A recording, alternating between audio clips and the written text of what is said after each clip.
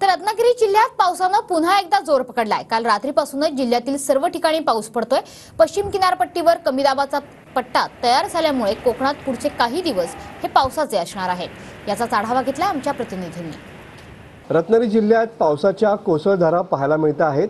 ऑगस्टच्या पहिल्या आठवड्यापासून जो पाऊस गायब झालेला होता तो आता पुन्हा एकदा सक्रिय झाल्याचं पाहायला मिळत आहे।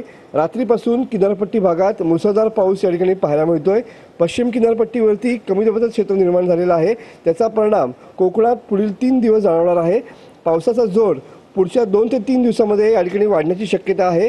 लक्षद्वीप आणि त्यांच्या लगतच्या परिसरामध्ये हवेची द्रोणीय स्थिती निर्माण झालेली आहे, त्याचे रूपांतर कमी दाबाच्या पट्ट्यामध्ये या ठिकाणी झालेले पाहायला मिळते आणि त्यामुळे अरबी समुद्राकडून किनारपट्टी भागाकडे बाष्पयुक्त वारे येत आहेत आणि त्यामुळे 26 ऑगस्टपर्यंत कोकण किनारपट्टी भागात मध्यम ते मुसळधार पाऊस पडेल असा अंदाज हवामान खात्याने व्यक्त केलेला आहे। आणि त्याच अनुषंगाने सध्या कोकणामध्ये पावसाचं वातावरण या ठिकाणी पाहायला मिळत आहे। रात्रीपासून जो मुसळधार पाऊस सुरू झालेला आहे तो सकाळपर्यंत या ठिकाणी अजिबात थांबण्याचं नाव घेत नाहीये।